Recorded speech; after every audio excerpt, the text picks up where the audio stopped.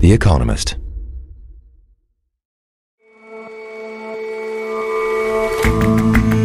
Hello and welcome to The Intelligence from The Economist. I'm Rosie Blore. And I'm Jason Palmer. Every weekday, we provide a fresh perspective on the events shaping your world. Over the past decade, China has defied the skeptics in producing innovative and highly successful private firms. Now the number of these so-called unicorns is dwindling. Is politics or economics to blame? And one of the more colorful features often found on the British seaside are rows of narrow little huts, open only during the rare outbreaks of good beach weather. We ask why the prices for these pokey places have gone through the roof.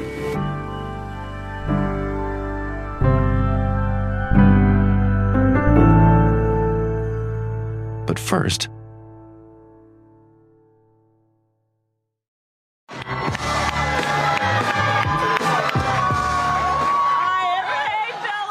at an event at the Democratic Party's headquarters in Delaware yesterday, America's vice president launched her campaign to become its president. Do we believe in freedom? Do we believe in opportunity? Do we believe in the promise of America? And are we willing to fight for it? And when we fight, we win. God bless you all. Kamala Harris has swiftly mounted the proverbial stump after Joe Biden stepped aside, his hand forced by weeks of stumbling public performances and Democratic hand-wringing. And questions about Ms. Harris's chances in a race for the party's nomination have disappeared as quickly as have her potential rivals for it. Since the weekend, things have moved incredibly fast. Daniel Franklin is a senior editor at The Economist. The Democratic Party has rallied around Kamala Harris, who is now the presumptive nominee for the party. She claims to have got the backing of enough delegates to be swiftly elected as the party's nominee, and she's raised enormous amounts of money and injected a new energy into a campaign that was really struggling. And what has Ms. Harris herself had to say? Well, so far, not all that much. She's been extremely lavish and gracious in her praise for Joe Biden, which I think she has rightly had to do. We love Joe and Jill. We really do. They truly are like family to us. So do we. And we do. Everybody here does. It's mutual. That allows her then to serve as a launchpad on the basis of the backing that he has given her. I want people to remember that what we have done has been incredible, and we get so much more we're going to get done. And I want to say to the team, embrace her. She's the best. And then she's really started to turn her attention to attacking Donald Trump. And you can already see some of the lines of the prosecutor that she was starting to come out. This is really going to be the prosecutor against the convicted felon. I took on perpetrators of all kinds. Predators who abused women. Fraudsters who ripped off consumers. Cheaters who broke the rules for their own gain. So hear me when I say, I know Donald Trump's type. And as for the record fundraising, how has that come together so quickly? I think there was a huge amount of money waiting to flow towards a more credible candidate behind whom Democrats could really rally, other than Joe Biden. Funders had been holding back from President Biden as his problems were becoming ever clearer. So this has really removed the dam, and the money has duly flooded into Kamala Harris's campaign. And it reflects, of course, a newfound energy and enthusiasm for the Democrats' campaign and chances generally. I mean, it was impressive that Donald Trump raised $53 million after his conviction on numerous counts in New York, but Kamala Harris has way exceeded that since becoming the candidate, $81 million in a very short space of time. And I think that just shows that money is not going to be a problem for her campaign. In fact, it's probably going to be an advantage. And do you think the sort of rapid coalescing of support, this flood of money, this sort of energy that you mention, are a sign that Ms. Harris can challenge Donald Trump more effectively than Mr. Biden could have? Have the odds in the overall election changed here, do you think? Well, it's too soon to see that in reliable polling, but I think that the fact was that things were looking so grim for the Biden campaign. And I think one of the reasons why he did eventually step down was that the numbers were showing that there was really diminishing chances of him managing to defeat Donald Trump. With a new candidate, younger candidate, already the energy is palpable. It becomes a genuine contest. There's still a lot of ground to catch up. If you look at the polling that there is, she polls behind Donald Trump, but she has the opportunity, a big opportunity, to, I think, reintroduce herself to American voters and to make this a very competitive race. I mean, we're talking as if this is absolutely signed, sealed, delivered here. There is still an actual nomination to be made. Is it entirely zipped up? I think there's precious little doubt at the moment. I mean, there were people who argued strongly and quite persuasively that there should be a genuine competition here, that coronation, if you like, of a new candidate was not the best solution. Genuinely try to see who the better candidate might be and let that be part of the exciting process leading up to the convention and give a sense of the alternative choices that the Democrats now have. But that is not going to happen. It's very quickly become apparent that the really big figures in the Democratic Party have mostly rallied quickly behind Kamala Harris, and not least Nancy Pelosi, who's really been pulling the strings behind the scenes in order to persuade President Biden to drop out of the race. One after another, the potential challengers, the likely, mostly Democratic governors who might have been the candidates to oppose Kamala Harris, has said that they support her as the nominee and are not going to run themselves. So I think it's pretty much clear now that she is the presumptive nominee and there's no real mechanism going to be available to challenge that. So the party has decided to put speed and unity above a genuine competitive process. But I suppose that does give the Trump campaign someone to focus on, new angles of attack. Yes, it has two problems, really. The one is exactly the one that you mentioned, that the Trump campaign can, and in fact is already saying that a party that claims to be defending democracy is itself showing that it doesn't really believe in democracy because it's just ignored the wishes of all the millions of voters who voted for Joe Biden as their candidate. The second issue is that maybe they haven't ended up with the best possible candidate to take on Donald Trump. A genuinely competitive process might have yielded a candidate with perhaps more qualities, fewer flaws than Kamala Harris. But I think it's too late for that. She is going to be the nominee. So what will the lines of attack then be for the Trump campaign against Ms. Harris? They'll attack her as someone they think is dangerously liberal, they will claim. They'll attack her record back in California, the high crime. Trump, as you know, is always adept at attaching labels, at branding his opponents. And he's taken to calling Kamala Harris Laugh-In Kamala Harris. You ever watch her laugh? She's crazy. You know, you can tell a lot by a laugh. No, she's crazy. She's nuts. She's not as crazy as Nancy Pelosi, crazy Nancy. So drawing attention to her tendency to laugh quite a lot, not something you would necessarily think was a particular fault, but there you go. And I think one of her biggest vulnerabilities is going to be her record as vice president on the border, which is a huge issue in the campaign, one of the main points for Republicans.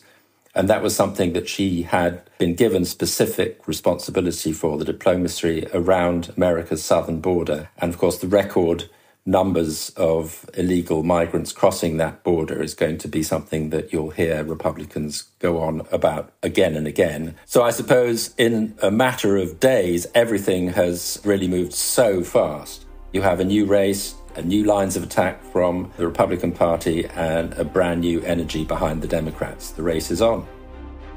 Daniel, thanks very much for your time. Thank you, Jason.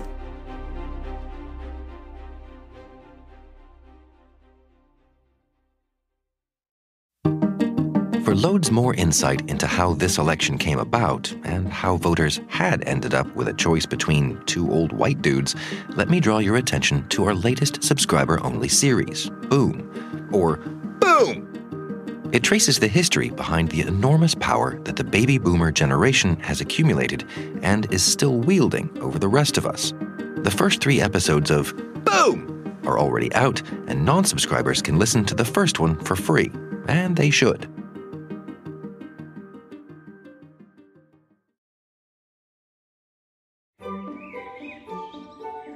The last time the intelligence was on Unicorn Watch, back in February, we reported from the venture capital-rich slopes of Silicon Valley and found that the number of unicorns there was dwindling. But what about their Chinese cousins? Well, they seem to be suffering an even worse fate. The number of new billion-dollar Chinese startups, yes, I'm afraid we are talking about that kind of unicorn, is falling fast.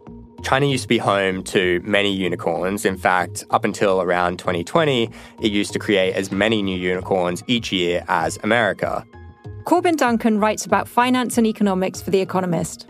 Though so far this year, it's only created half as many as the US, and that says a lot more about how the government has handled its startup industry than it does about a global slowdown in unicorns. Corbin, just remind me what a unicorn is. So a unicorn is a privately held company which is worth more than $1 billion. Okay, so tell us what's been going on. What's been wrong until now about how China has handled these startups? So for many years, Chinese unicorns grew really quickly. But the party always approached this with some level of suspicion. They thought that all of these fancy new internet apps, which would ensure that you were able to hail a cab or get your meals a few minutes earlier, were not contributing to the real economy. And then tech giants began moving into the businesses which the state normally had control over. So we're talking about sectors like finance. In 2020, 2021, China's President Xi Jinping labeled this sort of behavior a disorderly expansion of capital. It was the sort of growth that the Chinese Communist Party did not want to encourage. When they were growing fast, was that just because the economy was growing fast, or was there something else that was going right?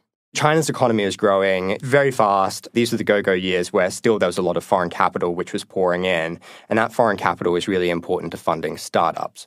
Foreign capital was more risk-tolerant, it was willing to lock up its money for longer periods of time, and that was really important to growing these startups. As China's economy grew very fast, the average Chinese person became richer and had more money to spend on consumer products. And so that meant that there was a real market there that startup founders were looking to serve. So is it now the case that unicorns aren't being created, or they're being created elsewhere? It's a bit of both. So there are fewer unicorns being created today, and those that are on track to reach unicorn status tend to actually leave to politically safer places like Singapore or America. I thought it was quite hard to take your money out of China. That's true, but changing your headquarters for your company is apparently not so difficult. I see. So is there any way that the Chinese government can now tempt these entrepreneurs or their businesses back? The Chinese Communist Party has started paying a lot of attention to how it can try to improve the environment for new startups. And it's trying to introduce more of its own cash to replace the lost foreign capital. It's trying to tinker around the edges to improve the risk tolerance of its investors. But there are some inherent tensions with how the Communist Party approaches the private sector and the sort of certainty that startup founders need to be able to build their businesses. And do you think that anxiety is about the business environment or the personal environment for those founders or the heads of those companies? I think a lot of it has to do with the business environment. So it's very difficult if you're a startup founder to find the sort of capital that you need for the long term. And if that capital comes from the state, it often has strings attached. And that means that you have government officials which want to see a certain amount of jobs created. They want capital invested in certain localities or certain types of technology. So it's very difficult to build a commercial business in China focusing on profits with state money. And is there likely to be a further influx of foreign money for these startups? That's not likely to happen anytime soon. Higher interest rates in the US mean that a lot of US capital has returned home, but also it's going to take a long time for foreign investors to trust that the business environment in China is safe for their money for the long term. Over the last decade, foreign investors backed 2 in every 3 startups in China. Today, that's more likely to be 1 in 5. So what sorts of areas are the successful unicorns now emerging in? So those few unicorns that make it today in Xi Jinping's China tend to be engaged in innovation in hard tech sectors like semiconductors, green technology, and space. So not just hard tech, but hard tech that the government approves of then? That's exactly right. So when we've seen Chinese officials at the third plenum, the recent meeting, all about economic reform and how to stimulate growth in the Chinese economy, talking about proactive stimulus, your bet, it sounds like, is not on unicorns in a variety of sectors. The entrepreneurs and investors that I spoke to sounded pretty pessimistic. They think that the government has correctly identified the problems, but it's really not within its gift to fix them because of these inherent tensions in how it approaches the private sector. And it doesn't really look like the third plenum has been able to resolve those contradictions. What we know from looking at greener pastures elsewhere is that entrepreneurs and unicorns really thrive when they have reliable access to capital, stable business confidence, and the freedom to experiment. And they're not going to find that in China. Corbin, thank you so much for talking to me. Thank you, Rosie.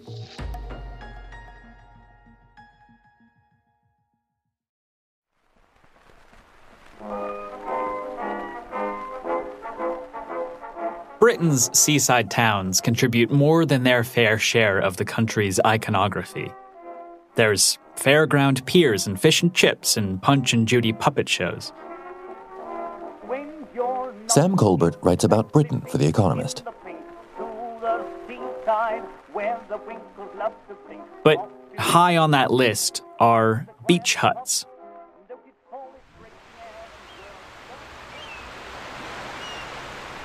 Beach huts are these small wooden sheds, really, that are lined up on beaches up and down the British coast. They get used as storage spaces for beach chairs, as little changing rooms. A lot of them have kitchenettes where you can have a gas stove to make a pot of tea. Or you can just sit in them and enjoy the sea view. Typically, they cost tens of thousands of pounds, but in some places, they cost hundreds of thousands.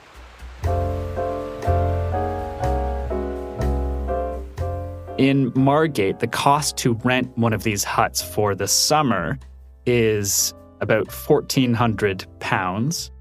I was there on a recent Saturday, and I was surprised to see that of the 150 or so huts that I could see on Westbrook Bay, only a few were actually in use. The rest were padlocked up.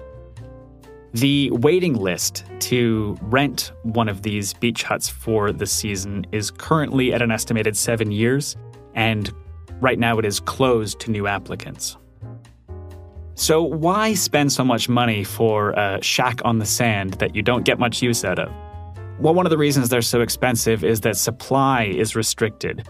Local councils limit the construction of new beach huts because they don't want to spoil the view for everyone else. And these huts come onto the market fairly rarely. They get handed down from generation to generation within families, and then families use these huts as a meeting place every summer. They're these sort of colourful sentinels on the border between land and sea, and it's the ultimate small room with a view once you're sat inside. Catherine Ferry is a historian who's written books on the seaside and on beach huts. Daily lives can be quite fractured, I think. The neighbourliness of the past is not necessarily something that everybody has anymore. But there were lots of families who had these beach huts for a long time, maybe since childhood, and they'd been handed down, and so they knew everybody there. And so I definitely met people on my travels who had had their beach hut longer than they'd had any house they'd ever lived in.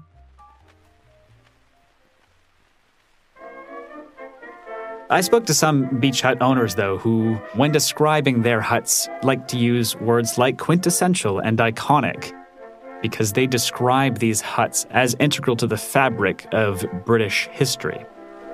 Fellows, I want to advise you how to win your girl's heart. And in fact, it was in Margate that these huts, or at least the precursor to these huts, was said to be invented. Before the beach hut, there was something called the bathing machine. And the bathing machine was this big wooden box on wagon wheels that had a staircase coming out from the front door.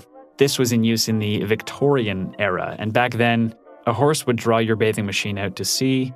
A swimmer would enter from the back and get changed or stripped down to nothing, as was the case with men at that time. You would step out into the water under a pull-down canvas hood, and you would get to bathe in privacy. And this was perfect for the prudish Victorian era. That was also when a few dunks in cold seawater was thought to be medicinal. Eventually, the wheels came off the bathing machines and they plopped down on the beach and became beach huts. They became especially popular starting around the 1930s, and this is when, for the first time, British mill workers were getting paid time off, and the mills would shut down for the summer for repairs, and they would all head to the beach and use their huts. And for a while, this birthed a booming seaside holiday industry. But then in the 1970s, air travel to Europe became much cheaper. And in places like Spain, you have much more reliable sunshine, and so these seaside towns fell into decline. And still today, some of these towns are the poorest places in the country. But, especially since the turn of the century, beach huts have gone the other way. They've become more and more expensive, getting up into these hundreds of thousands of pounds figures in some places. And those prices jumped up again during the COVID-19 pandemic. More people were going on staycations, more families were leaving big cities, moving into seaside towns where they'd have their house and their hut. In the last couple of years, the prices have started to level out. In England, tighter rules are coming in to limit the ownership of second properties. Demand is dipping, but I don't think anyone expects that the market will fade completely. And maybe that's because, if nothing else, the beach hut offers this priceless moment that I think the British beachgoer is uniquely positioned to savor, which is when you're on the beach and you can watch someone scramble to their car when the skies open up as you sit and sip your tea, dry and safe inside your tiny wooden refuge.